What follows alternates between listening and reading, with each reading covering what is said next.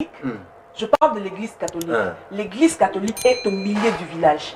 Mais les individus, récemment, ne sont pas au milieu du village. Les individus, ils sont au milieu du village. Mais je parle de l'église catholique. Si tu as un problème dans l'église catholique, le président de la République, il a un problème dans l'église catholique. L'église catholique, depuis le commencement du temps, elle sera toujours au milieu du village. Ce que côté penchant, il y a un individu, un simple individu, autre permettre de toucher l'intégrité de la Yamboka. Donc nous allons passer aux élections parce que l'ACP est prêt de passer aux élections. Ils sont prêts. Ma message côté insécurité normalement, c'est ça le principe. Mais pour les cas d'espèce, République démocratique du Congo, bon, le lot aux sous démocratie expérimentale parce que tous ont affronté 4e cycle électoraux. Vraiment, c'est opportun qu'on organise des élections. Mais nous remarquons quand même, moi, à la veille de toute élection au Congo, il y aura toujours un stigmate, il y a insécurité. Alors, on se pose des questions. Cette insécurité est voulue d'abord par les officines du pouvoir ou bien encore est voulue par ceux-là qui ont comme rôle de déstabiliser. Train est comme Moussika de Konanga Bron. En 2006, Batbalobara la même chose. Train c'est Poussani. Il doit passer le rôle au boycotté, tu as élection. Tu as élection, tout le monde a le résultat et après les élections, la situation à Congolais s'améliorera. En 2011, c'était la même chose. En 2018, catastrophique. Les lots Oyo, en 2023, c'est la même chose. Les trains est en marche, Mais Banda train, Banda, Kozala en marche. Est-ce que la situation à Congolais s'améliorera? Problème na biso ezali avant que nous luka problème entre Godin Pouina na Gentini Ngobila yebisa matata qui nous répondre à la justice yebisa Katumbi azongi sa coupe avec l'aide tout le monde a clair na contrat chinois les tenants sont là-bas faut pas aller chercher ceux qui malheur à Congolais entre Godin Pouina na yebisa chef na yo azong c'est la biso mbongo aramo ayiba yebisa chef na yo azong c'est la biso mbongo ya ramo ayiba unité wa ayiba yo ayibanga yebisa makambo wana ozoloba na ba membre ya LGD na ensemble ezali na ranking ya Godin Pouina Gobilate eza question ya ranking te ezali gestion ya chose ngobila mutalona ki masango bimisi ba université otondisaka ba photo awa train locomotive wapi projet bongo ne kenda ba hôpitaux matata zakia wa tia gangi tina France 24 wapi hôpitaux mais régime na bino bongo bibaki ba milliards Hollanda qui régime ba kabiliste c'est plus de 10 milliards matata mponyo kabiliste il n'est pas dans l'union sacrée matata est où wapi ba hôpitaux wapi 1000 écoles par an pendant 5 ans l'état bimisaki mosolo ngobila mutatinda ki ngobila mutaloko ye ba candidat ya ba député bazali ko déposer ba candidature na bango na CENI ba oyo ba okende mapona mipona ko bunda bunda c'est très important to ko lobela paix moi mbilinga entre institution président de la République na Senko bozo kandenge zoli ko lobama to ko lobela yango et puis to ko tuna motuna entre kimia na ba élection population lingini ni yango to ko réfléchir ensemble na bandeko na biso bilenge oyo baza engagé na politique oyo avenir à l'obéza na maboko na bango sur le plan politique na bangonde to ko kabola makanisi na kimia pe na boboto surtout na respect ya mibeko ya mboka na biso nazali na mwana mboka Christelle Mwadi azali elenge oyo ya mwasi azali kolobela parti politique ACP azali ko bunda pona mboka na biso Congo yepe ko kabola makanisi na premier na 3e journal Ligue des Champions mbala liboso a une émission bomoko na ekolo to mbio. Bonjour maman Christelle Mwadi. Bonjour Ndeko Brown, la CP Minginde ou invité à la plateau Noria Kitoko, en tout cas la CP Makassi. Alors je ne peux pas commencer l'émission sans pour autant présenter mes civilités au président de la République ou à Zopé sa courage na ba basi na ba femme et pourquoi pas yemoko azo matérialiser pe ya président de la République ou azabongo autorité morale ya ACP Gentini Ngobila Mbaka ou azo matérialiser concomitamment, minutieusement, vision. Il y a le peuple d'abord, il y a le président de la République. Alors, na soki pe bongo te na présenter pe civilité na secrétaire général la biso ya ACP Aiza Bongo Charles Mutamuntu intérêt général na soki bongo na président la biso ya femme d'aujourd'hui pour être nazali femme d'aujourd'hui moko ya ba femme d'aujourd'hui na PCP na présenter les civilités na ye o azopesa biso makasi courage ya koloba côté ma liboso ya ndoike pe koloba ke mwana mwasi akoki kolinga maboko te kozela kaka mbongo ya mobali to pe kozala wana kaka paresse sombelanga kabelanga okoki pe ko donner un plus na kati ya mboka na yo voilà. Très bien, merci Maman Christelle Mwadi, Yazali ACP Akondongo na ba mibali awa Yazali plateau, pesa ne makanisi na yo. Tozali pe na mwana mboka Cédric Ndombe azali coordonnateur ya Dynamique Lobby ya Congo, Asbel Oyo. Ezali kolobela ba marginalisé, bato mongongo na bango yo kanakate, bango talatina ba ekolobela bango, ayepe ko kabola makanisi, azali pe expert en relations internationales, talatina to bengsi na media lelo, mbote mwana mboka Cédric Ndombe. Mbote papa Samba Bro. Mbote na bandeko tozuli bako kosolola ekolo na tongo. Mbote na bato nyonso baza dans l'ombre pour la production de cette jolie émission. Papa Claudia Nzono, Papa Katumba Merveille, pourquoi pas les directeurs de programme Gabin. Oyebi la dynamique lobby à Congo, vous allez mouvement politiquement aligné, bisanga ya ba marginalisé, bano nyonso Congo, sala fort voter la Bomengo. Nous apportons toujours notre soutien à M. Guilaine Mourouizia, le directeur de cabinet du chef de l'État. Nous apportons également notre soutien à M. Bob Mboba, le directeur de protocole du chef de l'État. Ensemble, dans le cabinet Nyoso, Baza pour produire un travail de titan pour que le Congolais aujourd'hui passe Sinabiso et Sina. Et puis de 2 mois, sujet particulier dans un ango, tous sous qu'on rappelait directeur général office de route, Nathan Wafachi, politique à Kobamba Bapano pour la misala et Sila.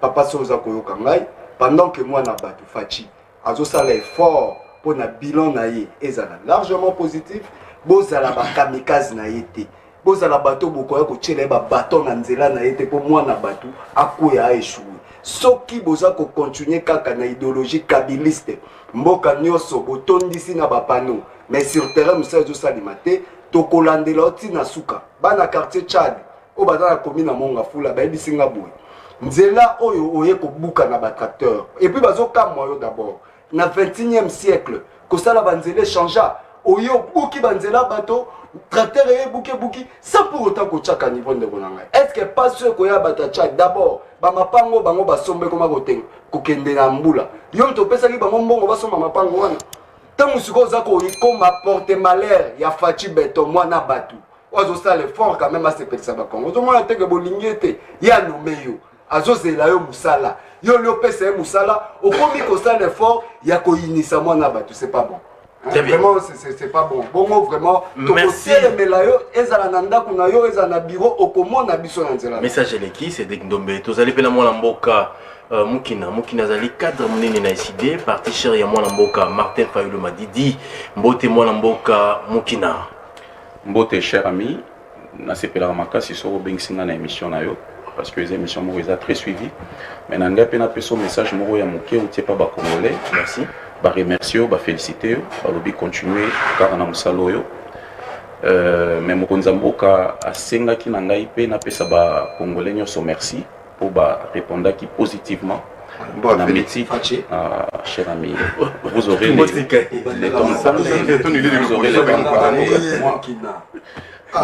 ça nous est une idée de l'opposition, mais mis président message à la République.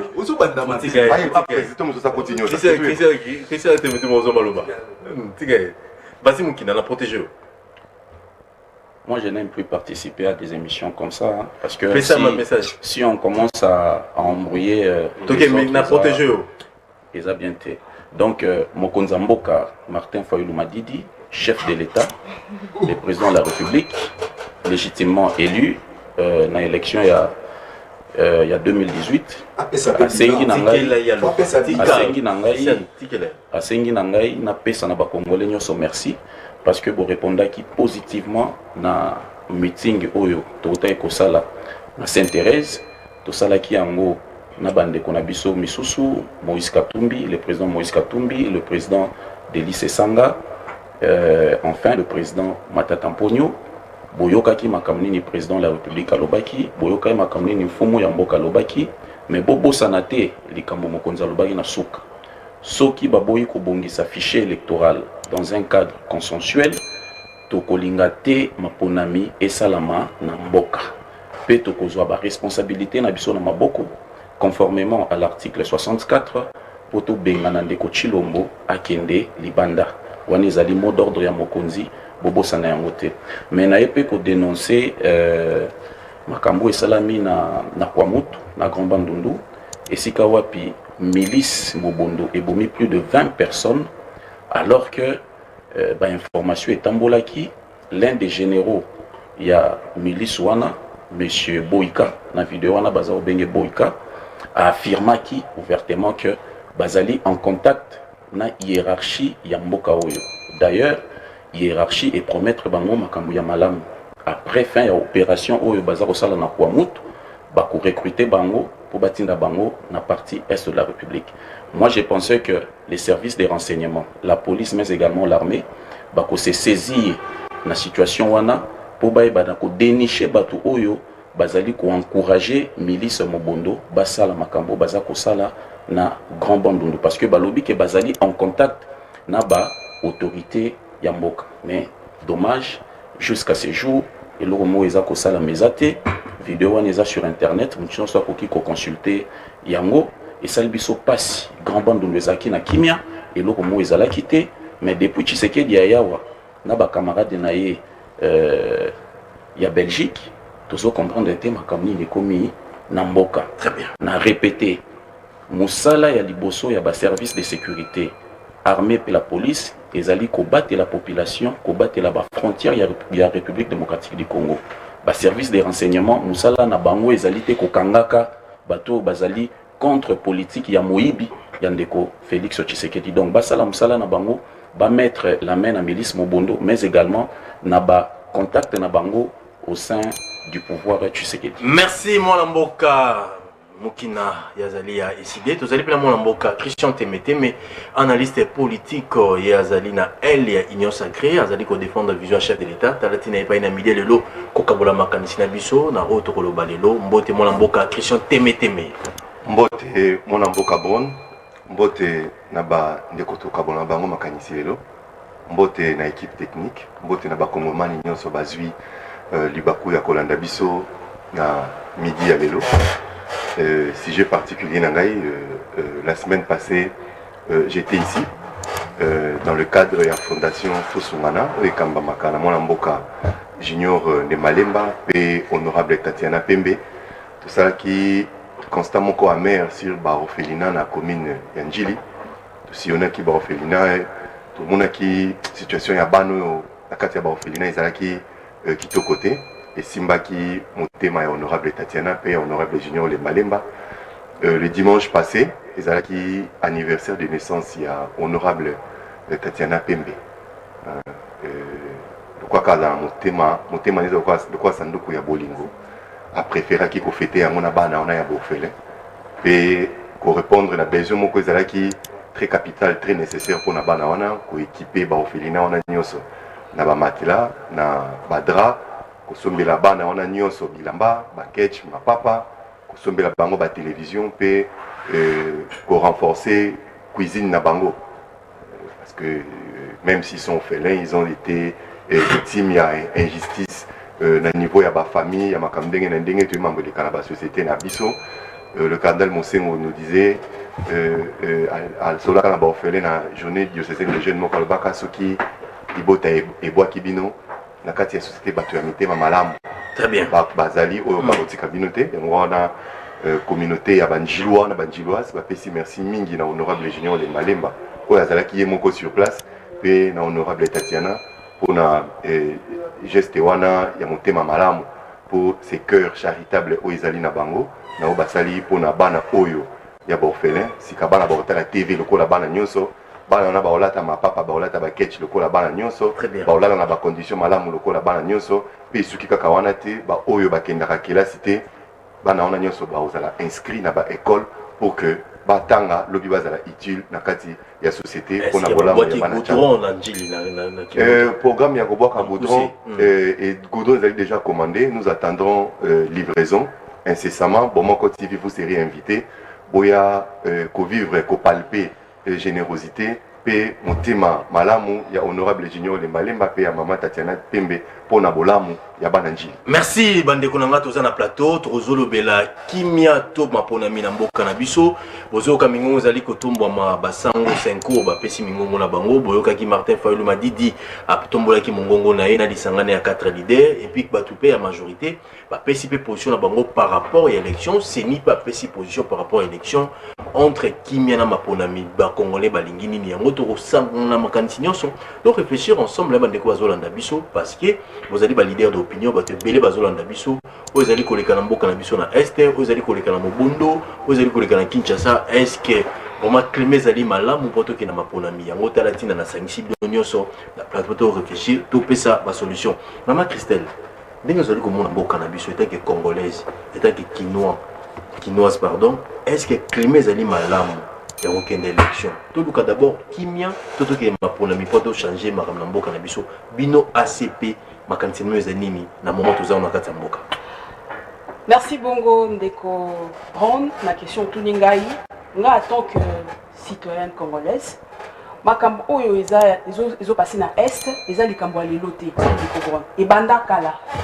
Tope oyo salima na kwa muntu na bandeko na biso ya bateke na bayaka eza likambo ebanda banda kala batu kaka ya mitema mabe balingi bwakela ngo kaka président de la République en disant que yende mutazo sala makambo ane so yende aza na mission ya batu wana surtout et pourtant eza biloko moko ya banda kala eza pe ndenge moko tongo Gentini Ngobila Mbaka azalaki gouverneur ya Mai Ndombe.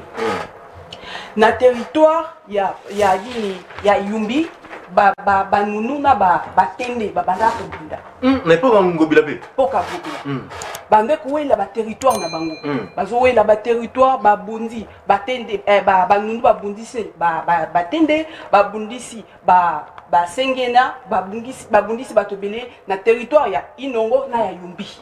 Allez, tant gouverneur Gentili Ngobila o azalaki gouverneur avant na Mainobe azaki ba lobi ke yende mtu azocha ba maison wana na batu wana nyonso et pourtant bitumba wana et banda depuis 1964 conflit wana et banda depuis 1964 si les lots ils ont continué dans ndenge mususu mais et le quoi ne nous empêchera jamais de passer aux élections.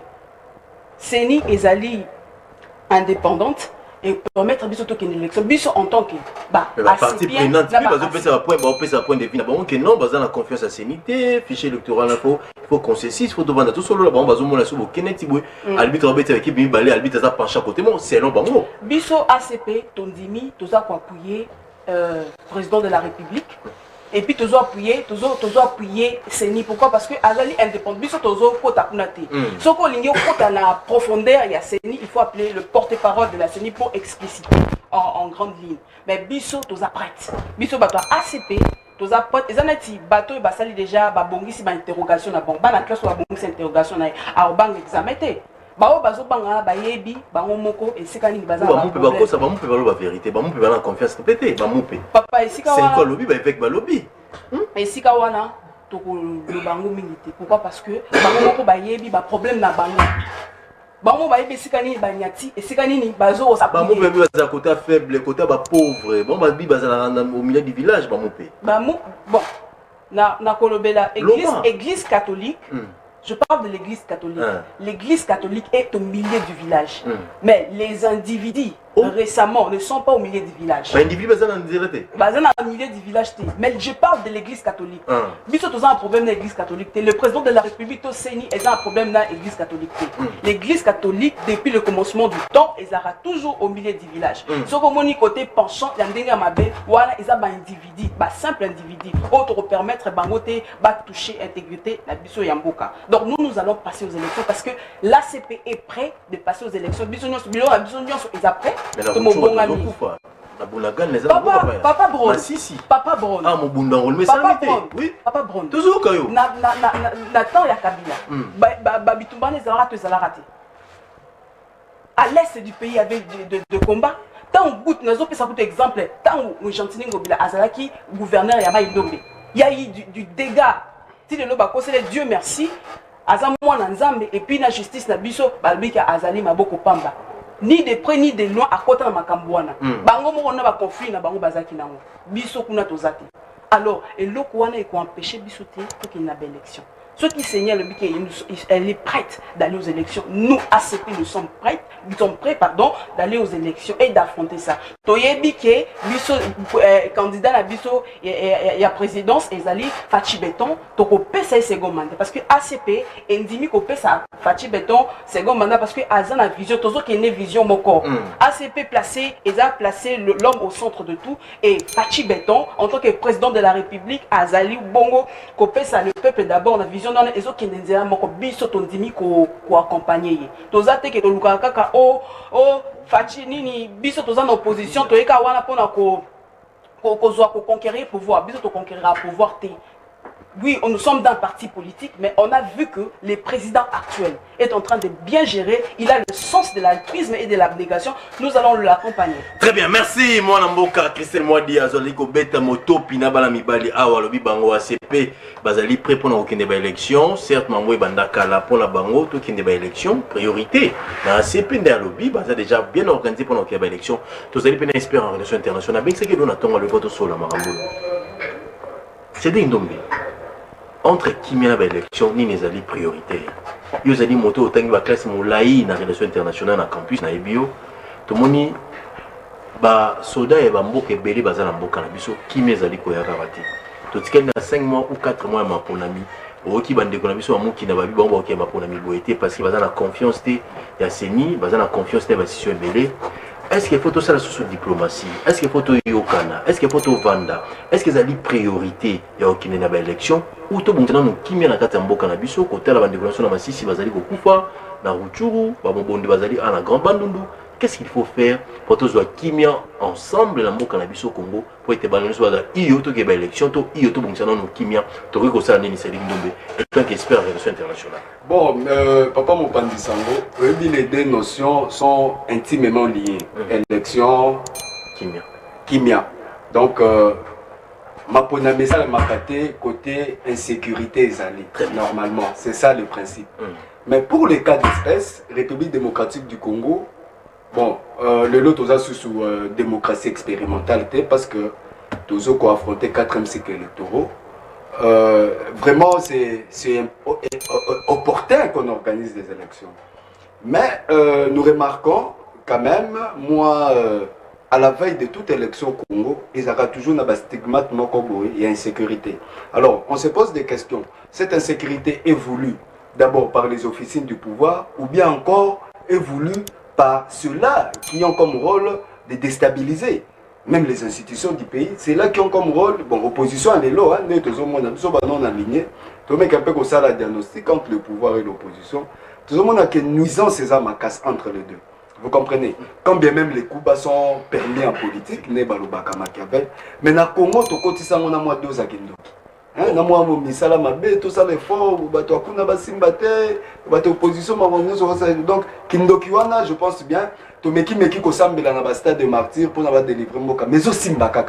Donc là on peut na éviter yezo kita ça là autonomie ni pour Congo unanimité pour cohésion ezonga wana to tiki lango peut-être en bongo ndenge ya sambela makasi bango ba catholique peut-être ceux qui batie na mitema na bango comment faire pour nous moins toiletter moral à bas congolais et cause à la bongo malamu pour na congolais quand même azonga na bolingo pour to lingi mboka o te to lingi mboka te parce que vous allez voir que tout ce qu'on fait au Congo bandi makate tout ce qu'on fait position ya ba congolais exact que tozonga kaka kasima tala lelo par exemple il y a des fois qui se lèvent ba boyi maponami bolingi nini bazana confiance te.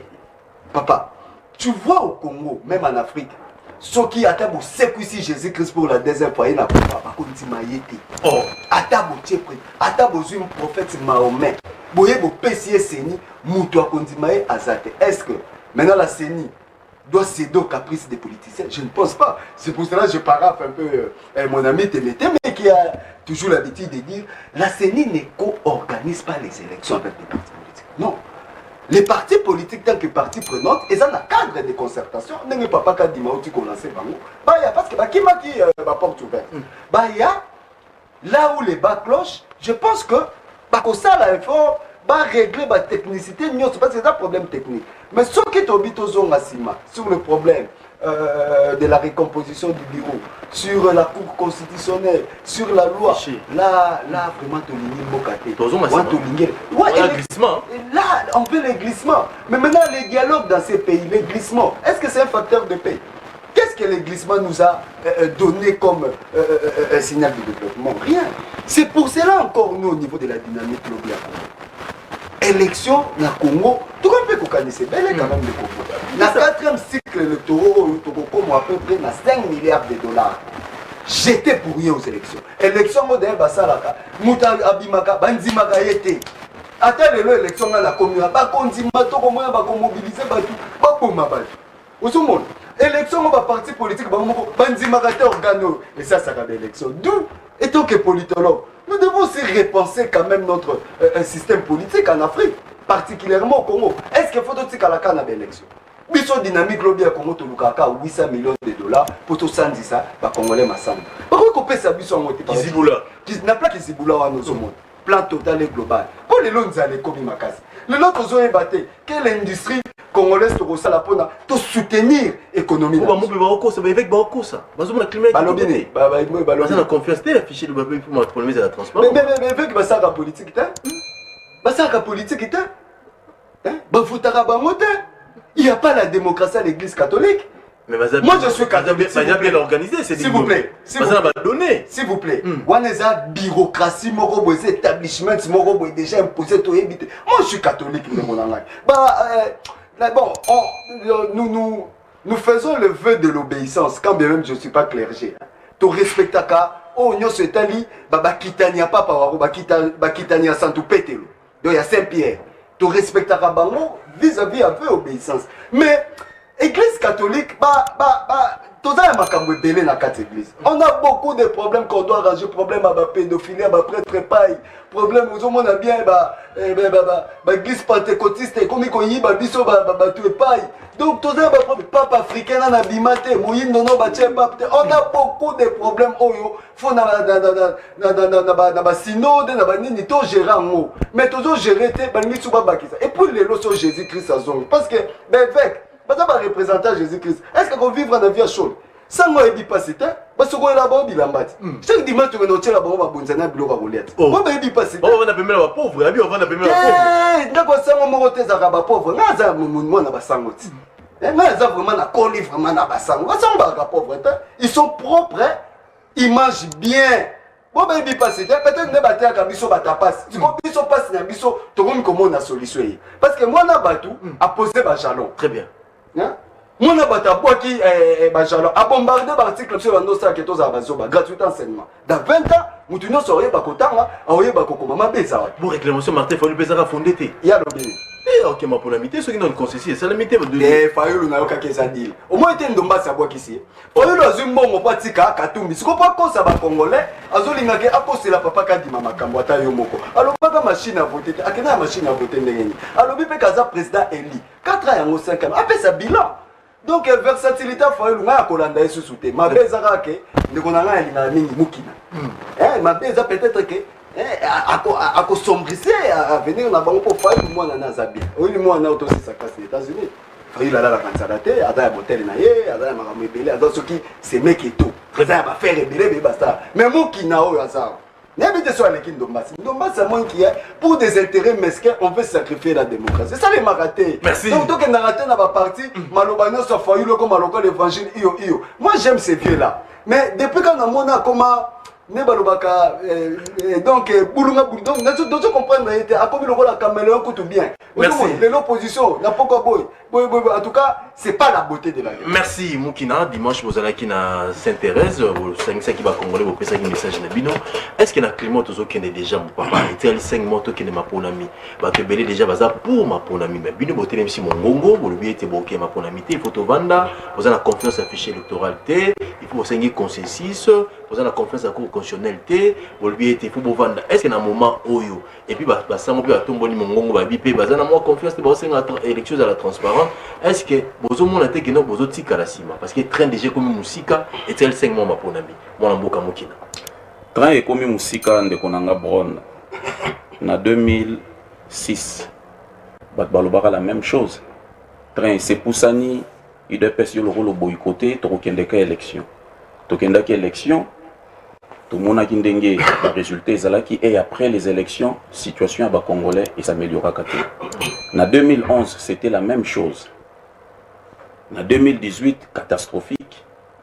Lelo oyo toza na 2023 c'est la même chose. Les trains est en marche, les trains est en marche. Mais banda train en banda kozala en marche. Est-ce que situation ya congolais s'améliore?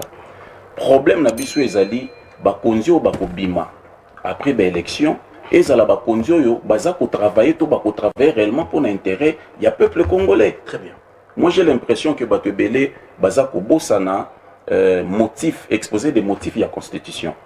Les 17 je crois janvier 2000 je crois 2002 si je ne me trompe pas. Na Sun City ba force vive et sanganaka. Société civile, ba belligérant, pouvoir en place, ba lobby, il faut tout mettre en place un nouvel ordre constitutionnel. Et à la fin, ba tchaki mobe koli konzi constitution. Constitution na ba imposaka yango na batute. Batunyo surtout ba fandaki, ba sololaki, ba se mettre d'accord, texte oyo to valider yango et kumbamboka. Mais na kati texte wana ba tcha article 211, ba lobby logiquement il fallait qu'il wanezaki proposition balobaki élection il fallait qu'ils ala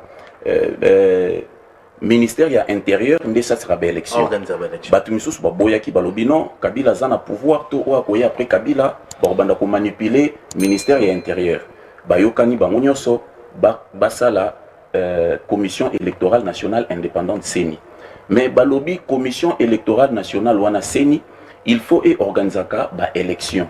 Mais bah élection n'est la élection transparente, démocratique, libre et puis apaisée.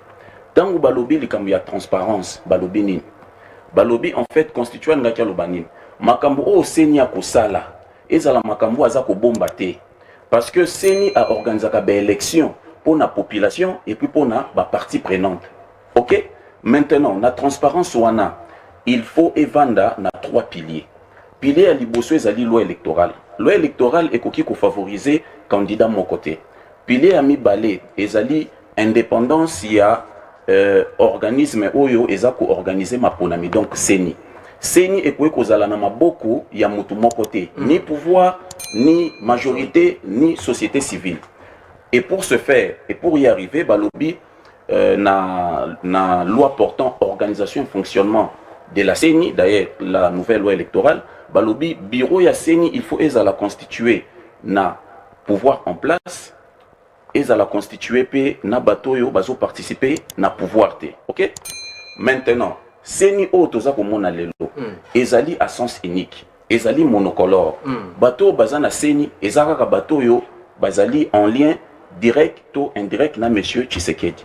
Nazui exemple Yandeko Kadima waza membre Afrique du Sud, membre ya UDPS Afrique du Sud, nazui madame Patriciane Seya wazali membre ya UDPS, nazui monsieur Toto o yazali ko kamba bureau exécutif ya CENI o yazali pe membre ya UDPS Afrique du Sud. Bon, bazui ndeko Didier Manara en fait il mutu o ya koya na CENI, il faut azala na mukanda oyo président ya parti politique na ye APCA. Très bien. Ozomona po bacha ye wana mais Didier Manara azana mukanda mokote basombi ya kosomba baye pa na biso bazwi ndeko Ditu Monizi azana mandat mokote ya président élu Martin Fayulu bache wana na CENI. Bon balobi o ba constituer CENI non balobi o ba respecter loi électorale c'est faux. Soki makambo biso tozoloba tozokosa mais ndeko Ditu Monizi ayate ou ezali télévision bandeko décidé bazokosa tala mukanda Martin Fayulu apesanga ina kende na CENI yango. C'est aussi ça la politique. Soki bazaro koselo makambo mais le cas démontrer yango c'est défendre la qui sa pièce. Si lelo ce n'est pas le cas. Donc CENI ezali monocolore. Wana eza deuxième pilier. Troisième pilier ezali indépendance ya cour constitutionnelle. Lelo toyebi kendeko Dieudonné Kamuleta azali membre ya UDPS Mbujimai. C'est un cour constitutionnelle wana ndeko Tshisekedi a embrouillé a déplacé ba pièce a tché bato bazali batunaye. Nous ne sommes pas d'accord avec ça. Donc, tant que la transparence électorale, bah pilier la transparence yangoana. Mais sauf que tali lelo, bah pilier wana nyoso misato. Ozo mona ke ndeko Tshisekedi dina famille politique nae, bah respecter eloko moko te. Bon, tolobi makambu ndeko nanga lobi makambu ya boycott. Mon frère, nous sommes dans le processus. Tozana kati il y a processus électoral, mais seulement tolobi fichier électoral où ezali liste ya ba électeurs, il faut ba partie prenante nyonso au processus. Bayeba eloko nini ezana kati ya fichier wana. C'est aussi ça le grand problème. S'il vous plaît, j'y arrive. En 2006, audit affiché Salamaka et dérangera Moutoumorote. En 2011, en 2018 d'ailleurs, OIF et Yaka ayo sala audit, mais Nyon Césali Mouké. Tant où OIF a qui sala audit, ba délégué ya MLC Bazalaki, ba délégué à dynamique de l'opposition Bazalaki, ba délégué paix à pouvoir Bazalaki. Cela veut dire que R audit wane zo salama, cabinet wana to OIF et bandé ko sala audit yemo côté, ba partie prenante au processus, ba bandai kota la makambo nini eza ko sala moyo to benga kana linga la lisu likolo ya lisu. Mais lelo oyo babengisi d'abord pas une organisation, babengisi de particuliers. Aux uneti mutumoko azawana ndeko kadima bengisaki. Azali camarade ya ndeko kadima asala kana maternité ya Kitambo. Aza informaticien maternité ya Kitambo. Aza expert électoral te. Comment beaucoup ko benga a audité base électorale où ils ont pesé 49 millions des électeurs. Aux uneti madame Oyo babengi Jeannette Love a travaillé en Andeko Denis Kadima en Afrique du Sud. Ayebini ata makambu ya ba élection te. Azu muninga naye mususu ya Malawi. Bref, azu ba particulier. Biso tolobi non, ndeko nanga stop. Ah oui, ça makambu ya ba particulier te. Il faut toujours toute une organisation. Très bien. Ndenge zalaki na 2018. Lokola bino boboyi OIF. On n'en disconvient pas. Tobengi sata Sadek. Na kati ya Sadek ezali pe na ba organe oyo ekoki kosunga biso na makambo. Soki boboyi Sadek to bengi sata bandeko na biso ya Union africaine, organisation wana. Baya batala parce que Union africaine ezape ba africain. To boyi ko kende na Union européenne ba lobono ba ke boyi basali boyi. To lobi Sadek to Union africaine baya ko auditer fichier. Metan ou bakoya bino batu ya ndeko Tshisekedi boko za la côté. Batu ya FCC. S'il vous plaît, mais Yoka, mon frère, organiser l'élection pour na partie prenante, organiser l'élection pour na pouvoir te.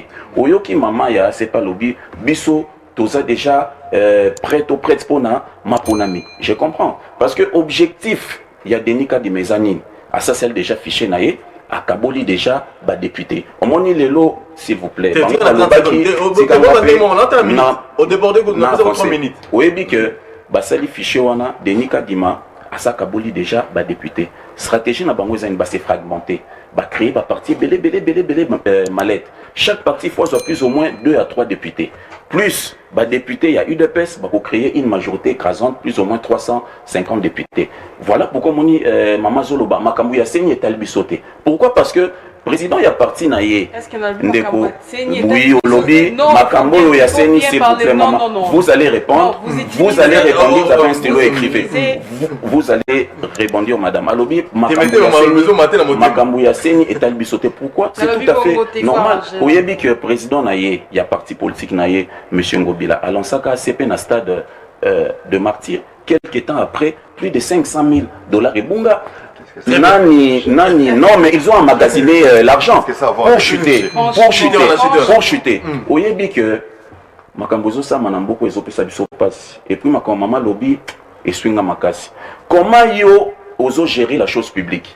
Babengi si yo et pas y a un contrôleur. Yaka pour yebisa biso selon ba enquête to sali. Au sali, ba compte fictif. Au bakisi, ba agent, elle était à Lokuta, ba agent fictif. Mbongo, et si quelqu'un n'a pas nagate, il y a qu'à expliquer biso. Godem pour ya benga qui est. Assemblée, benga qui est. Merci les lois ya gate. Est-ce que vous trouvez ça normal? Merci. Donc, ba yibimbo à l'État, ba bombi yango quelque part, pour ba somba conscience ya ba congolais. Si réellement, et loko ya mabe, za na kati ya fichier te. Bandi mato, dite fichier wana, par un cabinet indépendant, to yeba, ma commune za na kati ya fichier. Mais bozo bombela la population le roni bombela ba signer zo bombela nini ay bozo bomba donner belé ba aucune élection ma pour ata très ki na mais bon ba aucune déboité il faut te vendre tout solo là to ba nini za na kati ya fichier wana parti prenant bazan à droit père koye ba geno banen baza combien ba mineur baza combien ba double baza combien ils ont le simple bien ou melate ba besoin de lismate ya ko fanda lisanga to solo poni sinazo ko boye ya liboso avant na répondre à mutuna na ebisa ndeko na mukina avant que nous luka problème entre Godin Pouina na Gentini Ngobila ebisa matata qui nous répondre na justice ebisa katumbi azongisa coupe avec l'aide. Tout le monde a clair dans le contrat chinois. Les ténors sont là-bas. Il ne faut pas aller chercher ceux qui malheur à Congolais entre Godin Pouina. Yebisa chef na yo azong c'est la bisombongo aramo aiba. Yebisa chef na yo azong c'est la bisombongo ya ramo aiba. Inité wa aiba yo aibanga. Aussi lycée. Yebisa makambo wana na ba membre ya LGD na ensemble. Ezali na ranking ya Godin Pouina Gobilate. Eza question à rancune te. Ezali gestion ya chose Ngobila mutalona ki masabo bimisi ba université. Botondi saka ba photo awa train locomotive wapi projet bongo nekenda. Ba hôpitaux matata zakia wa tchia gangi tina France 24 wapi hôpitaux. Mais régime na bino mbongo bibaki ba milliards Hollanda ki régime ba kabiliste. C'est plus de 10 milliards. Matata mponyo kabiliste il n'est pas dans l'union sacrée. Matata est où? Wapi ba hôpitaux, wapi 1000 écoles par an. Pendant 5 ans, l'État a mis ça mon solo. Ngobila mutatinda ki? Ngobila mutaloko ye. Akamata ko sombe la biso des cercueils volants. Congo Airways, les cercueils volants, à qui au sombe avion à Poapoisi. Des avions cloués au sol. Ndé au sombe ta Congo Airways. Les collègues chaka queen national machine zanga chapelete. Maman batte. Un monsieur comme ça. Un monsieur comme ça. Katumbi qui prend le couple avec les bas confisquant on a côté lelo. Ngobila mutata ki. Bobanga te mukolo ya bana ve ya ba yamba ye. Il y a un problème dans la mouka. Na bango ba bengaka bango sur 4 leaders sur qui même. Na mo micro va changer na mo bango 4 candidats. Ils ont compris que ce ne sont pas des leaders. Et à Liboso, c'est un problème de l'éducation électorale. On réclame quelques failles de l'irrégularité, on incombe à Félix. C'est comme si c'est Félix Ndaza pour organiser l'élection. Très bien. Voilà des inepties. Voilà des inepties. Le choix, il y a un animateur, il y a Séni. On réclame ça à Félix. C'est comme si c'est Félix qui recommande les gens à Katia Bureau, il y a Séni. Deuxième ineptie. Est-ce que c'est la compétence de Félix? Ils ont oublié que la CENI a une compétence qui est indépendante. La CENI organise l'élection conformément à la loi. Nous sommes fatigués.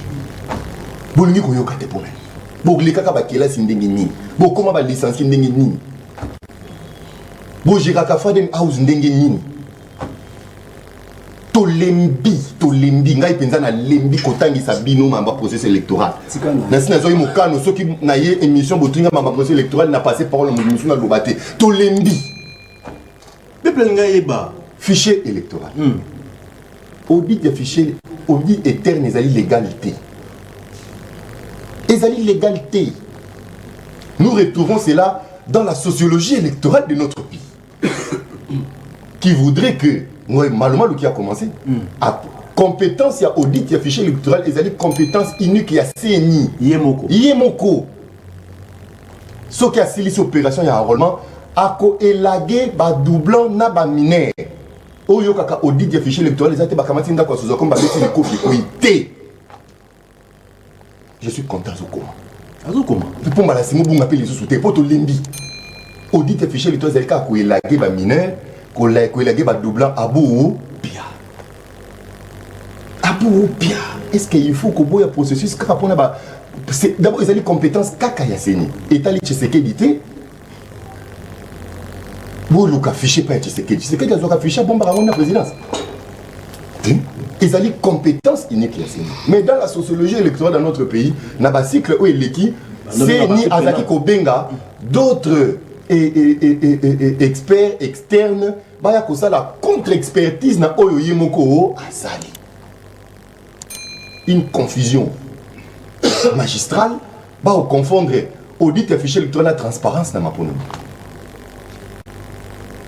Ce qui ba élaguer ba c'est quoi yebisangani OIF, SADC, Union africaine, bazali na organe mon côté audit des fichiers électoraux.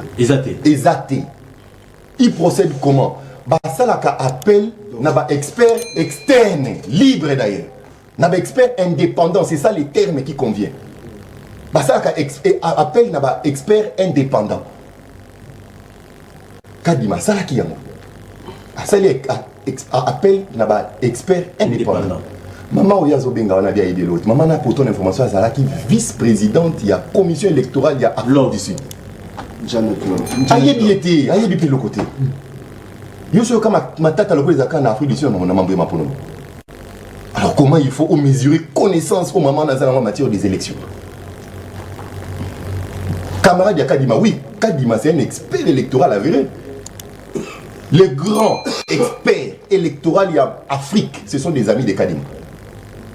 Attends les lois, il faut le expert, bien expert, il y a encore un ninga Kadima. À moins que, il faut bota, moto à fabriquer, à aucune Europe, il y a connaissance de Kadima. Il faut lire les CV de la personne. Il faut lire. Alors, Nakadima qui est notre frère, Abeng la biso expert indépendant. Ma camarade, de ses collègues, je l'affirme, ici, sur ton plateau, je l'affirme. Ce sont des collègues. Bah travailler dans la élection, dans Mboka et Bélé. Faiblesse et aux alatés. Faiblesse Yanni, mais ce sont des experts, attendez. Ce sont des experts indépendants. Bah travailler dans ce sont ses collègues. Ce sont ses collègues experts. Comme lui expert, comme tous les autres là sont experts. Vous comprenez? Si koyo nakadima asala expert naba asala appel naba expert indépendant na mushikuwa bola rwandaise asala biso appel ya bango ba poni rwandaise mushikuwa bo asala biso appel naba indépendant naba observateur libre ndi bango benga ngo crédibilité batata molimo bazaba rwandais batata molimo s'il vous plaît nos évêques ne sont pas les experts électoraux ce sont des prophètes beaucoup de savants makambo na s'il vous plaît s'il vous plaît s'il vous plaît s'il vous plaît naza koloba awa tikanga na kende je suis un expert électoral tikanga na pesa matière na bato bato musuba landa biso bayeba ba makambo sute bayekola koko tsanga na makambo wana te. Donc nous sommes d'accord que Kadima on sait que Kadima fait ça s'arrête là. On ne réclame pas l'inclusivité dans ma ponomie na Kadima. La loi a déjà garanti l'inclusivité. Vous avez appris que le ministère de l'Intérieur a transféré à la CENI une liste de 910 partis politiques qui vont compétir. C'est ce qu'on appelle l'inclusivité. On a exclu personne. Tout, ma parti, nous surtout 910 ou Bazali na droit ndenge moko. Faut se considérer le quoi moi na souka. Ce basali baninga ti ya rouge ba lokili le quoi moi na souka. Non. A okola lokola moi bana minga bokola ba bokoma na bakoko ba rabatetu. Yami Balé, la transparence. On ne réclame pas la transparence des élections à Kadima. Notez, la transparence est déjà garantie par la loi. Bako réclamer Makambu, Bako tanga mobé côté. Bako réclamer Makambu dans l'illégalité. La transparence, ce sont les parties prenantes qui organisent la transparence dans des élections. À quoi servent nos témoins dans les bureaux de vote? La transparence, dans ma ponomie, et Zakande, na déroulement, il y a ma ponomie, il y a bureau de vote. Bah témoin, bah avant, bah fongola bureau, mission bah témoin, bah fongola urne, et l'autre, Zaki na kati. Moussala est témoin, yangoana. Au lieu bobo, il y a bobo, ça va communiquer, comme bah communiquer, mon bah finger, tu sais qui dit, bon, maman va témoin. Na pesi mbote na kulutu na ngai niko faye alinga la phrase voilà mingi pour que témoin ata la moto voter mbalami balé té très bien témoin ata la tina souka ya dépouillement bureau par bureau na dépouillement ba compter ba voir baba qui c'est la muninga mususu oya zwa ki 8 ba comme 10 té de l'eau oya zwa ki mais la transparence c'est ça ba gagner élection na bureau de vote ndeko na ngai na souka ba transcrit na kati ya PV kaka oyelima ki na ba urne témoin a été signé. Ce qui peut faire les nouveaux moyens de technologie, il faut que les femmes reporter qu'à faire des house le quoi pour que les témoins basent un smartphone. À ce moment où on a une photo à Tindelier, Moussa la centrale électorale et vous savez, Yango wana. Au moins, vous comprenez. À lobby na souki sawa, à lobby bateau bazawana fayulu. Nani yabiso ko kenakati ya seigneur na fayka fayulu bazana. Il faut être une force en présence. Nous sommes ici. Tango bandi processus dans l'Assemblée nationale. Balobi, batinda ba liste. Bango, balobi est allé sauter. La République allait être bloquée? Non. FCC et Outiko Panza. Parce qu'il y a une cour constitutionnelle. La cour constitutionnelle a demandé, il y a un arrêt à la cour constitutionnelle où le mandat d'un député est impératif. Très bien. Pardonnez ceux qui savent. C'est 30 secondes. Mais c'est ça. Le mandat d'un député est impératif. Comme le mandat est impératif, et ça dit que d'autres courants, il y a parlement, et ça, la démocratie, nous sommes un monde. Très bien. Il y a courant, et dégager un nombre important de députés qui va s'identifier comme l'opposition. Malheureusement, des codis, tout le monde dit pas le mot de la côte. Maintenant, parce que vision est claire. La République ne sera jamais bloquée par les caprices des femmes. Mais non, na courant na bango va désigner qui chef na bango et recommander qui bango. Parce que akeli kuna comme SIDT au photo le bana bato polili. Ya suka tolembi kotangi sabino mapu. Merci. Tolembi na kaniso yoki mbala suka. Christelle Mwandi. Yo zali na ACP. Mais bilan est mieux représenté dans la ville de Kinshasa parce qu'il y a un glacé de Moussala Malamonté, de l'autre ville Kimbo Peto. Et Simbité, ma poubelle partout. Vous voyez, ma femme d'aujourd'hui, Moussala a vu nos amis, ma femme d'aujourd'hui, accompagnement nos amis, parce qu'il y a un glacé de Moussala Malamonté, il y a un chaos, il y a un godin pour les besoins de Kobendana. Ndeko brando ko kam sanga soki olobi bongo se ko takola na Kinshasa te. Motuna no wana eza compliqué, on dirait tango na Kinshasa te. Na kobalana pour répondre papa na biso za ndeko Mbaiside monsieur Mukina na liko yebso ke ACP et tambolaka ACP na gouverneur Gentili Ngobi, les deux choses différentes. Biso na ACP to fonctionnera na ba contribution. Orolobanga pe que to sala inane na biso na Kisangani tozwa kimbongo kaka ya hôtel de ville kaka ya gouvernement.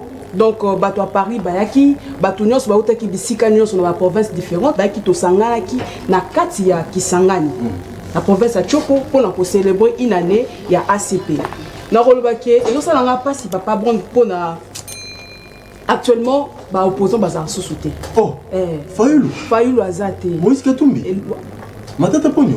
Ndeko Brown, soit juste, tout ça devant la population congolaise. Est-ce que Moïse Katumbi va vraiment opposé? Osoka à sa lobby? Non. On doit parler de vrai. De vrai. Babilo quoi concrète pour la population. Oh, nani azo sala nini? Moïse Katumbi. Est-ce qu'on quitte déjà au sala investigation? Kaka na Lubumbashi na Katanga. Bilo quoi sala? Ezoka misanga ndeko na biso Mukina zana Fayulu bandimi basala alliance na Moïse Katumbi. Ils ont sensité. Nazo Congo et ça là ba frisson, il y a pas l'opposition. Oh ba peut ba $20. L'opposition n'existe plus. Avant il y avait l'opposition. L'IDPS na tango akalande zaki na opposition. Bona de vraie opposition radicale. Ce qui le local comme président de la République va mettre fin à Bango. Après ça sera au ministère et Sili. Bapanzani moro. C'est ça le même ministre de la justice. Baroti Kanate. Opposition n'existe pas de Koluka parti pour bien au sala nini musala la yo ya bien et ça n'existe pas. Et si des partis té. Et ça parti té. Et ça opposition té. Ils ont moko basangani 2 ou 3 personnes. Yo moko mona qui récemment basala qui meeting na bango wana. C'était un Gilles je sais. Ça s'intéresse. Plein à craquer. 0 sur 10. Opposition, l'ancienne opposition ba kita. IDP stoppé na kaliza rappel lisusu na bossa ni comme ACP décidé. Ah papa. Biso toza partout. Et puis on dit tous à la opposant parce que nous avons un président de la République azana sens il y a altruisme, il y a sacrifice pour notre pays. Biso vision a biso zali ko placer l'homme au centre de tout. Pourquoi accompagner? Donc en tout cas c'est n'a pas si comme on de ko jeune aux Olanda bateau bazana sens et altruisme était dépourvu de sens. Dépourvu du patriotisme, Fayulu bango nyoso na kati kuna, surtout Moïse Katumbi n'en parlons même pas. Alors, na zongi siko na question na yo. Ndeko bon okoka misanga soko lobi Gentili Ngobi mbaka en tant que gouverneur. Ya Kinshasa à ça le côté. Depuis l'époque coloniale, il est loin. Et ça n'a aucun gouverneur Oyo a sali Kolekaï. Pendant 4 ans, Kakaya Pamba, 3 ans et demi, si je peux le dire, il a fait des exploits, des miracles. Nazo Koumi, ça t'a déjà loté, j'ai dit ce qui est vrai. Nazo Lubango, Nazo Lubamalem, Lubamba, Mokote, Bofona, Kita Malem, Malem, population, ils ont mon Eyoka bien. Parce que je suis démoralisé. À Salini et l'autre côté, mais ça, c'est investigation. Gentini Ngobila a pu faire des infrastructures. Oyo, aucun gouverneur. Kimbuta Kutu a Mekarata Kosala monté. À Salata 1 km, mais Gentini Ngobila, sauf que tu as compter. Banzela Oyo a Sali, et l'équipe 30 Nzela. Et l'Engue, ça 6 km et demi. Une route qui n'avait pas de sens, dépourvue de valeurs. Les lots sont qui n'a Elenge ça. Bapé Sarakaka, Gentini Ngobila, merci. Achi asuki wanate ezaki ndeni nzela na velo bande koleka il faut to lobango o yazo sala malamu il faut to loba to ka mnoko te pour nini to zelaka ba opposant bando lobaka makam o bazo sa investigation pour ko démoraliser ba kinois o bazo landa biso na TV il faut to lobango ba kinois ba yoka Gentini Ngobila a eu pouvoir a eu exercice ya gouvernance ya Kinshasa a tongi banzela elenge sa ezalaki nzela o velo bande koleka te a Tché, ba, caniveau. Route Moko Ezaki. D'ailleurs, n'avez pas oublié. Transcommunal. Transcommunal, c'est comme on papa. Tout ça dans l'infrastructure. Banzela, qui quitte. N'en parlons pas. Qui quitte à Tongi Zela Wana. C'est comme Nini Soussou. Avenue de la Paix. Terre jaune. Banzela Makanza, Pombongolo, na route Bongolo. Tout ça c'est lui. À l'espace de 3 ans et demi. Les lumières publiques n'en parlons même pas. J'ai les brasseries, c'est partout. Ngobila, lumière, éclairage public n'en parlons même pas. Ville est comme éclairée grâce à Ngobila, sous l'impulsion du président de la République. Bosoto. Papa, Bron, Bosoto, Ngobila, quand ça la nion soyez mon côté. Pour comprendre, Bissopé Bakinois, tout ça n'a pas de responsabilité. Dès qu'on prend, nous n'a pas de responsabilité. En tant que journaliste, ceux qui les lots Oyo, qui poubelle et ça partout, peut-être peu, trop le baquet. La fois passée, dans le mois passé, on a coupé ça. 2 millions de dollars pour l'assainissement. Mais ça fait déjà 10 mois que Nini ville à Kinshasa et Zouaka Mbongo Wanate. Mais Brazzaville, bah, aura plus ou moins 8 millions de dollars pour faire. Papa Ngobila Azali papa. Azali gouverneur papa té. Gouverneur papa. Pourquoi? Parce qu'il a le sens de papa. Azali père d'une famille, pardon. Omoni. Pour la moutoisoie, abnégation, un sacrifice, il faut perdre des familles. Pourtant, il y a l'opposition n'existe pas. Vichero Ezaliawa. Martin fait la monnaie que Vichero Ezaliawa. Martin t'as pour Moïse Katumbi. Nalobi boy, papa, pardon. Tout ça, on libre au qui me sanga idée pardon. Au pessi bango mais l'omba on a pas mis sur la rayon. Pessi bango minute, mais pessi nga peta moi minute. Loba maman. Donc comme ka kota ki toko o na linga ko loba ngo katanga. Alors, je disais que Ngobila a pu faire plus que ses prédécesseurs. Aucun gouverneur n'a pu réaliser ce que lui il a fait maintenant. Zando, tout le monde no katango pesinga na lobité. Zando ya kala ezaki na place de vendeur à 3500 places. Mais lelo oyo avec Ngobila, avec les maigres moyens de la ville-province de Kinshasa, Ngobila a pu réaliser Zando avec 80 000 places de vendeurs. Batu ya kala bako kota, batu ya sika bakoti. Zando et Sili, grands travaux et c'est Sili. Zando et commis. Un bijou. Il était parti récemment pour l'employer de sa ingénieur va se dépêcher. À la fin de l'année, le 30 novembre, le président de la République viendra inaugurer. Moutabongo, par exemple, Jacques Skuna, Azalaki paye gouverneur, Azalaki intérim pendant un temps, Jacques Nama Inobe, vice-gouverneur. Il a fait l'aérodrome. à ça gouverneur a accompagné vision à président de la République. Vous voyez, à Tongi bureau provincial, à Tongi na assemblée provinciale. Tokolo bango, ezaka kangobila te mais tokolo ba o union sozo sala malamu. En tout cas, ngobila mokako sonaye, ndé azo pour matérialiser vision nene à président de la République. Très bien, merci mon ami. Otombogamaka sur le comment ngobila. C'est ça on est bien avec gouverneur, ça papa te bien avec gouverneur. Ah papa te. Yemoku tazomi benga alobi azali moine et pas président de la République. Il sert le président. Non, il a flatérité. Pendant ça il a mboka. Il a flatérité. C'est des sur le plan scientifique, qu'est-ce qui bloque le développement de notre pays sur le plan scientifique? Pour le Congo, tous à la considérer sur le plan de sécurité, sur le plan social, sur le plan banzela, sur le plan kimia. Il faut tout ça la mine, la classe au tangi à diplomatie. Parce que mon chef de l'État attend mon mobile mobile. Mais net quand la diplomatie on aussi mbati, armée ya bazali koya ebele na mboka na biso kimezo zo makakati. Rochu masisi bonanga les mboka bapaya. Net obosani yango inene to leka. To osani la diplomatie pour les autres zo kimia ba respecter Congo. Congo za la respecter okaki watara lobby Congo même bapesi bango budget mokili mobimba mbongo ko bunga kaka to bazali ko respecter bisoté to ko sala ni sur le plan diplomatie pour le auto vandisa Congo est élément et ça la Afrique so babeti gâchette mokili mobeningani tout ça la nini tout ça na kitanyoso c'est des ndomela classe otani. Derrière la sincérité diplomatique aux alambois mboka Félix Tshisekedi, on n'a jamais vu ça. Photo le Benango. Ce qui est là, tout comme il y a que guerre à Congo, c'est une guerre internationale. C'est une guerre internationalisée. C'est grâce à Félix Tshisekedi. Donc, la stratégie diplomatique en place, il y a pour côtoyer Baninganyo Sobaninga Congo pour tous les sapés. On a retrouvé que la guerre à l'Est, c'est une guerre par procuration. Et cette guerre, ils ont eu une officine internationale, dans les milieux économiques internationaux, les besoins pour procurer dans la sous-région à Grand Lac pour la déstabilisation. Mais pour vous dire que tant que la guerre est bandaka toyebaka, mais tant aussi la toyebaka, cette guerre est partie de loin. Tshisekedi ayant compris qu'on avait une armée faible, une armée infiltrée, qui ne pouvait pas gagner une guerre.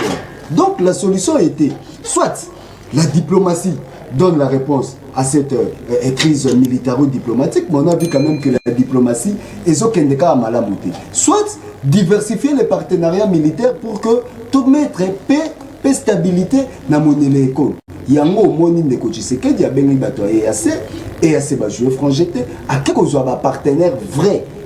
Mais pourquoi pas vrai on a? Pourquoi pas vrai on a ça? Non, c'est ça la diplomatie ndeko nanga. Il n'y a pas d'amis, il n'y a pas des ennemis. Attendez le bon parce que le vrai problème, il y a Congo, la sous-région en grande, et ça est du pays. Et la plupart de ces pays à l'est se retrouvent au sein de l'EAC. Donc, croyez que l'EAC, n'est pas un partenaire, on pouvait aussi jouer les rôles pour la stabilité. Moi, je dis bien, le Rwanda et l'Ouganda, stabilité en Mboka na bango zaka na Bamakila, et puis na pillage à la ressources naturelles. Donc, ce sont des acteurs qui sont partie prenante dans la guerre Rwanda, n'est si la raté. Et puis, récente révélation, la professeure Charles Nana, l'Holocauste au Congo, l'omerta de la communauté internationale, des accords qui savent que c'était un projet cousu par la France, les Américains et la Belgique. C'était connu. Pas na bango kutu fala qui normalement n'attend déjà fala qui mboka et panzana et kabwana. Mais grâce à mon mboka Tshisekedi approche au asali combinaison militaro-diplomatique. Dès tout le monde a quitté les lots gomezo tombete ba rebelle depuis bazaki na bunyaga na bazo progresser koya ya Sadek ne koya susu ko pesa biso un souffle nouveau pour la kimia et son à la monnaie l'école. Mais lorsqu'on veut parler du développement, mon ami, le développement, c'est un processus en fait. Et cette étape, moi, c'est arriver au mieux-être. Même les États-Unis n'estiment pas être développés. Chaque jour, ça la compétition, course pour pays n'est stable. Mais le Congo, il y a une histoire de développement. À l'accession de notre pays à l'indépendance, 4 jours après, la turbulence qui pour notre côté, na sécession katangnaise. Même nos colons, même les pays métropolitains au Congo ne voulaient pas le développement du Congo. Là, d'une part, ils ont venu nous diviser, ils ont venu faire leur partenarialisme, c'est-à-dire diviser les Congolais pour qu'ils quittent Nabiso et bénéficier de la Bango. D'où le développement du Congo, parce que Dieu nous a bénis déjà. Notre développement revient à la conscience nationale et au patriotisme. Le jour où on aura d'hommes d'État Ndeko Tshisekedi déjà bois qui bajalo, c'est le jour où le Congo toko changer les solos et le développement parce que le développement le Congo est potentiellement sélection peut un développement bon nayokate élection nalobi Chine est un problème mais oui Chine a développé des élections Chine Singapour Corée du Nord et l'équipe de la musique va faire élection hein Afrique du Sud va faire élection mais pour la dynamique le Congo n'est pas problème moi moi va perception na bilanga ndeko tozolia bien te tozola la bien te va perception biso belek élection mo yongo na lobby. Il y a crise de confiance entre les parties prenantes. Attends les lois. C'est qui a raison. Nanobi boy. Attends les lois. C'est vous qui a raison. S'il vous plaît. Soki balongoli papa kadima ba tiende ko fayu wana papa fayu azoka ezala na mboka o. Soki ba tiefa à comprendre que le développement n'est pas une baguette magique. Très bien, merci. Mukina ozoka ndeba ndeko azoli ko ba même abi na ba nungu na yoki na sala moi na tous les mois tout na 2-3 personnes ba to mengi pe ba se péter na ngongo ya fayu même na camp politique na ici de wana ba puisqu'il est balobi soki a changé de décision a été à l'occurrence moi Mboka à Dos Domba c'est la conférence sur la Bengsi biso la journée c'est aux Alana na Bobo numéro 11 na 11h pour aloba makambo za na motema bato mingi baza mécontent mais batami est-ce qu'il fallait la changer est-ce que nyonso au gouvernement a faché ça les akaka mabe est-ce que position me bandika na ba élection lo mususu te salami ya malamu bino bolingi penda nini o etali Congo poto zo kimia na moniele ekolo na maponami bozo ninga nini o président de la République fois ça là au cas di masala pour vous ala très content que non mboka za na kimia bino bato a opposition. États-Unis les a développé élection salamara les États-Unis. France les a développé élection salamara en France. Chine. Non mais attention. Est-ce qu'il y a en 2011, en 2018, en 2006, aurait coupé ça exemple la Chine? Tant que tozo bunda po Kabila ça la troisième mandat. Tant que tozo bunda po élection à la transparente. Au Kokaïko pour les Canadiens étando ike opé ça exemple la Chine. Tout exemple s'il vous plaît. S'il vous plaît. Bino bolobi élection développé par Mbokate. On a pris bino des exemples il y a pays où ils ont développé élection salamaka. Donc Botika élection développée s'il vous plaît. S'il vous plaît. Comment te mettez ma obetango Bandeko, est-ce que vous voyez que Union Sacrée peut rejoindre les acquis na UDPS maintenant va faire avalango na Batunion Sunaka c'est Union Sacrée. Union Sacrée est un projet balongo la mandat à président de la République de 5 ans et comme 7 ans. Projet à Liboso. Projet Ami Balé Ezali va supprimer totalement la Constitution.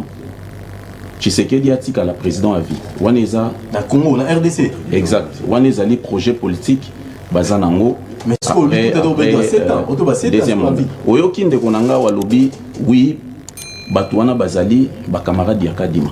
Mais Tozala n'est na plateau plusieurs fois. Naebisa que Batouana Bazali ba ami Yakadima boyango. Mais maintenant les lots, s'il vous plaît, au lobby yango na etandoike. Vous comprenez donc nous sommes en face des gens qui ne respectent rien, qui ne comprennent rien. Toza pour expliquer bango à chaque fois ba pilier à transparence, bazo nga comprendre été, bazo kende de kokalan. Maman nanga otso bawa makambu ya UDPS est qui ferait opposition. Madame, peut-être que yo kota ACP les lots bandits politique na ACP pose moi kanyaka. Biso ça la politique pour na kanyaka te. Bitumbo to banda ngokala. Makasi ozoloba ya UDPS, c'est par rapport à quoi? Est-ce que vous avez que ceux qui ba société belé na mboka e kanga e kenda ezali pour na UDPS na ba manifestation kotumba s'il vous plaît si maman tikelanga na loba vous n'avez pas de décision tikelanga na loba madame vous avez fixé tantôt vous avez laissez-moi dire tikele beta ceux qui ba société belé kanga et kenda libanda Congo eza pour na UDPS kotumba ba pillage makambo belé récemment ici batumba ba transco combien de transco combien de biens privés à batumba Ndekonanga azolo balikambo Congo Airways mais bino quand même boyaki bokutaki une société qui fonctionnait. Félix Tshisekedi a patron et combien de fois a utilisé avion il y a Congo Airways pour se déplacer? Combien de fois? Ce qui réellement avion les Zaki Mabe pourquoi a utilisé pour se déplacer? En 2019 Congo Airways Zaki na 4 avions. Lelo avion Tskalika Moko. D'ailleurs ils ont volé tout susté. Bon, problème est à Congo Airways ou problème est à soit pour renforcer Congo Airways, soit pour créer une autre société, mais bon garder quand même Congo Airways parce que beaucoup été créé société bobomi o ezalaki. Non, mon frère, s'il vous plaît. Maman, UDPS c'est ce cas-là au sale opposition à ma casse n'ambokate. UDPS c'était un groupe de voyous, des bandits, des badauds. Objectif na bango ezalaki otumba, obebisa, laissez-moi argumenter. Laissez-moi argumenter. Laissez-moi argumenter. Laissez-moi argumenter. Combien de fois au yoka na plateau na yo, bato UDPS, bazolo bake Martin Fayulu baza sénégalais. Combien de fois au yoka na bazandu, ba membre ya UDPS reconnu na parti, bazolo bake Moïse Katumbi aza ndekwandundu.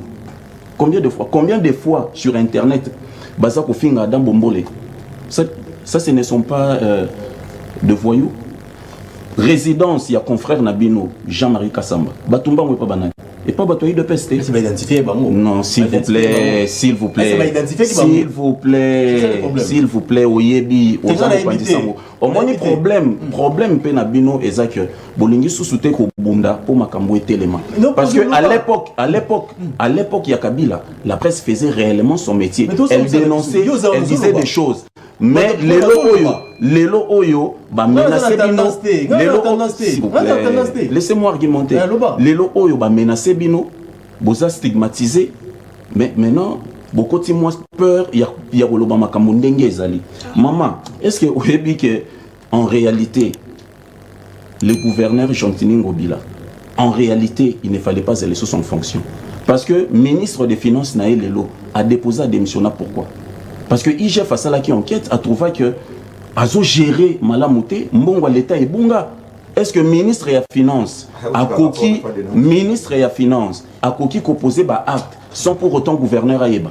Donc il ne faut pas venir ici Koloba Makambuto Yebi gestion Ngobila malam ce qui Ngobila ça qui clean alinga qui andima contrôle il y a Godem Poyi et ça bon maintenant ndekonanga lobby awa guerre ezali guerre moko internationale mais est-ce que ça c'est le problème des Congolais tant bino bozu pouvoir objectif ezali combattre la ba Congolais na ba bien na bango et puis ko l'intérêt général yo koya to lobaki non moni makambo ezali communauté internationale article 16 lobby l'état congolais de azali obligé à combattre la ba Congolais tant bino boyaki beaucoup taki ya certain tango bino boyaki bokutaki Ruchuru, Rumangabo, Kibumba, ba territoire wana nyonso ezalaki sous contrôle ya l'état congolais. Mais tango bino bokomi na pouvoir, bobengisi M23, bo loger, bo liesi et bo financer M23. Information certifiée de combattre na plateau ya confrère na bino Christian Bosembe. Tango M23 zongi, nde makambo bandi. Tango balingi babengisa M23. To ebisi na bango bo bengisa batwana te parce que plutôt EAC. Tu es bango bengisa EACT parce que on a 4 EAC et on a 2 pays oyo et agressé à Congo depuis la nuit des temps. Le Rwanda et l'Ouganda. Balinga kité. Baboyaki. Lelo EAC nous cause énormément de problèmes. Oyoki déclaration. S'il vous plaît, écoutez. S'il vous plaît, écoutez.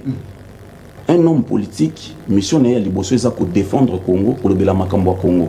Ok, je suis de la Mouka, mais je défends d'abord le Congolais. Nazo de la Marambo Congo, mais Olingi ou Ambouyengo, mais Mangaka na Marambo la Mouka. Oeza Makambo, Oezali Makambo, ils ont touché survie.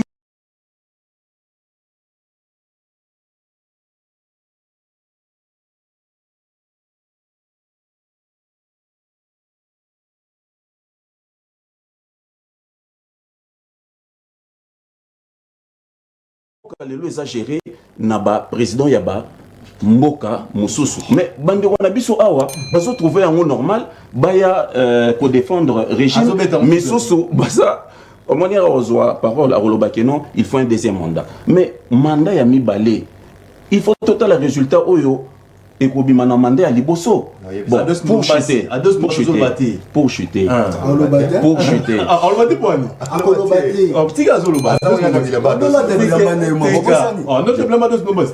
notre passer l'émission là dit est-ce que dit que maman a une minute belé non qu'est-ce que c'est ayo bieza ba pour débattre mais est-ce qu'il y a Martin Fayulu Geno c'est peut-être décision à revoir dessus non mais est-ce que ce qui peut être na kati na muka na incident ni bazo ngaba kindela otangilanga ba na opération ndenge na plateau non mais yonde lobby qui est pas parce que les salami maintenant pesa na ba kombo ya bato yo Non, mon frère. Oyebi, toza na parti moko démocratique. Président de la République, chef de l'État, Mokonzamboka Martin Fayulu m'a dit avant soit décision wana, ok, à consulter qui ba structure nyonso ya parti, ba député nationaux ya parti, ok, pe à l'unanimité tolobaki toko déposer ba candidature té tant que fichier électoral ezali otuninga question tikanga na répondre 30 secondes 30 secondes bon so ko pesingai 30 secondes vaut mieux na loba les sous-souté batom sous ba loba mais parce que nazo loba oza ko 3 minutes kokaki non parole ezalaki pas na logiquement parole ezalaki et pas na logiquement il fallait que au pesi maman parole à lobby mais laisse-moi le temps poser une question moko très sensible mais tikelanga tona loba il y a bandi mais poser une question sensible tikelanga tona expliquer ba congolais c'est triste. Pourquoi vous mettez la sécurité? Non, je n'ai pas dit Kadima a invité ses amis, non. J'ai bien dit ses collègues experts électoraux. Kadima, c'est un expert électoral international. Ata beaucoup dans l'Union africaine, c'est un collègue. Ato pour que l'Union européenne, c'est un collègue. Le coup est changé. Yami Balé. Tu ne peux pas traiter de l'IDPS, un parti de Bado et de... Tandis que Martin Fayulu rôdait la 10e rue comme diable pour aller saluer Etienne Tshisekedi. Qui t'a dit ça? Allô, mon la combat Etienne Tshisekedi. Qui t'a dit ça? Na plateau Oyo. Qui t'a dit ça? Qui t'a dit ça? Il y a ma caméra. Qui t'a dit ça? Qui t'a dit ça? Il faut Qui t'a dit ça? Tant où Fayulu l'oiseau qui est vivre na 10e rue. Yozalaki? C'est que yo tant où Fayulu l'oiseau financé combat ya l'UDPS. Yozalaki? La grandeur d'esprit voudrait que quand l'autre arrêtez. Non mais j'étais calme. Wambouya na plateau non? Wambouya na plateau. Voilà. Donc, Koloba Makambo, il y a des patrimoine national. Le corps va partir à Afrique du Sud, le corps va gauche, droite, en France, et ainsi de suite. L'IDP, c'est comme ça.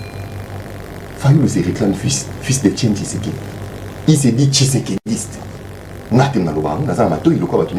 dit. Il ne faut pas venir à l'écran traiter des gens. Qui t'a dit ça? Yami ça.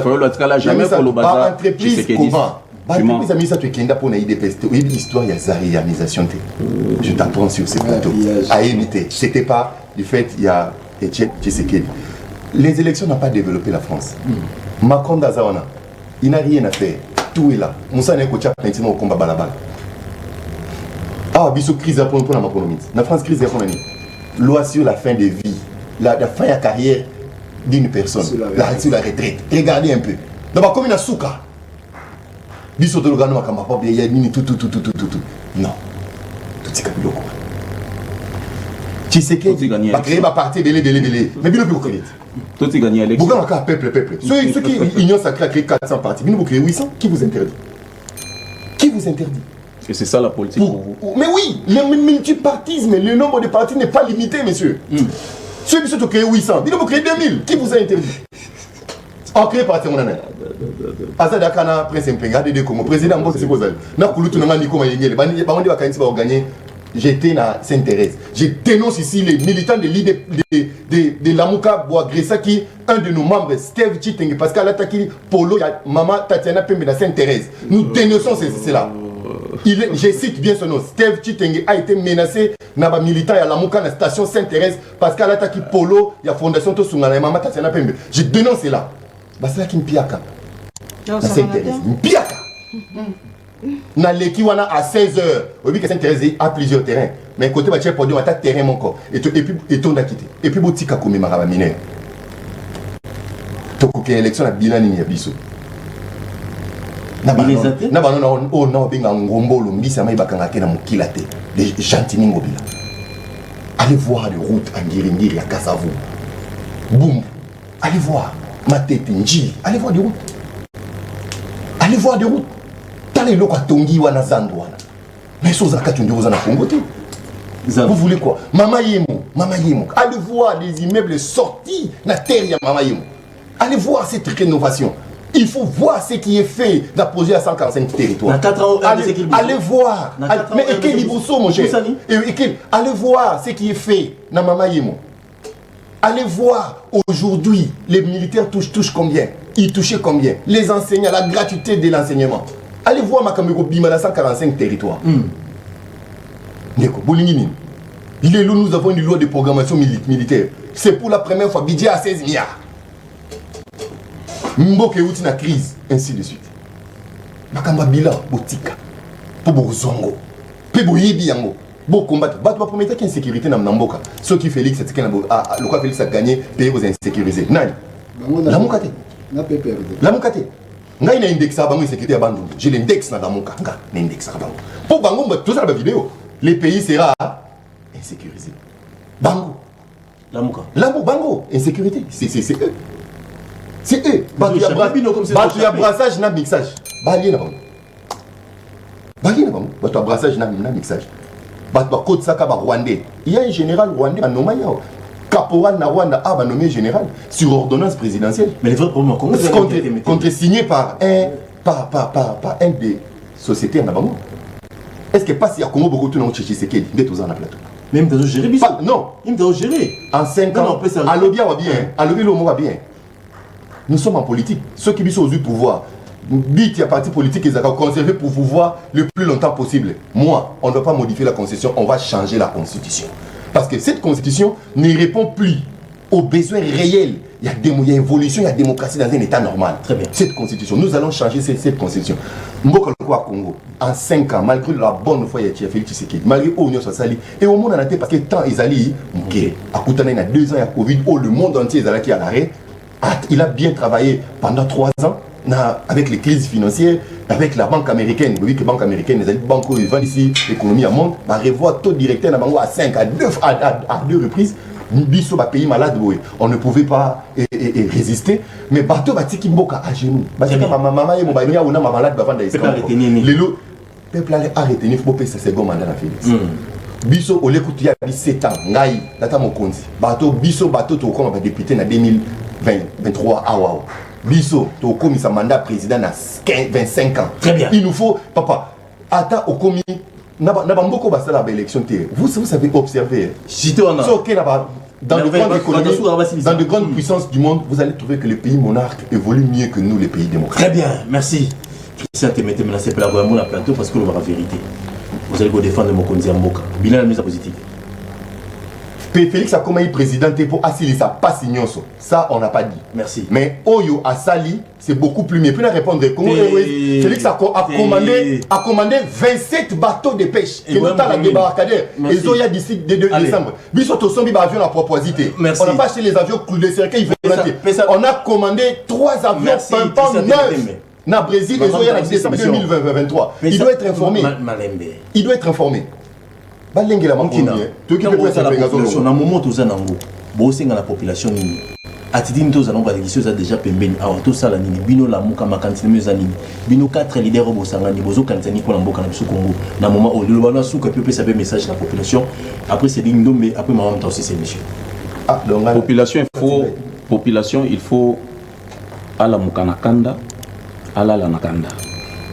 Parce que bateau niveau babomeli mboka ndekonanga bateau niveau babomi mboka okoki ko imaginer est-ce que oza ko imaginer que lelo ndenge ngana toza na plateau awa Rwanda na Uganda bazo nommé ba chef coutumier na Ruchuru na Masisi na Barumangabo na Bunagana.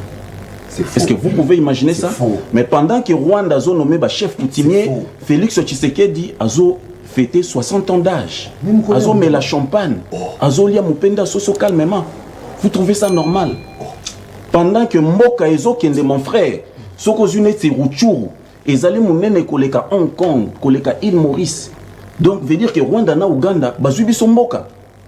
Par rapport Ezo Bimaya Lolenge na Lolenge, que Uganda, azana kati makambo. Mais bangona Uganda boye linzaka na musapi toloba te likambo Rwanda to bandai koloba to organiser même ba marche koloba ke ambassadeur o ya Rwanda il faut bobenga na ye azana objet ko boma Fayulu azana objet ko boma ba opposant Vous comprenez? Bagaza biso na la police pour na le Kamba Rwanda. Mais lelo Rwanda na bango ekomi problème. Bande ronanga soki oyebite makambu ya Elengesa. Elengesa c'est à 6 km. Na 6 km. Même à 7 km. Il fallait qu'il logiquement va débloquer 7 à 8 millions de dollars pour asphalter Elengesa. Mais Ngobila na makambu na ye ya nyamu nyamu babimisa 21 millions de dollars. Est-ce que c'est sérieux, mon ami?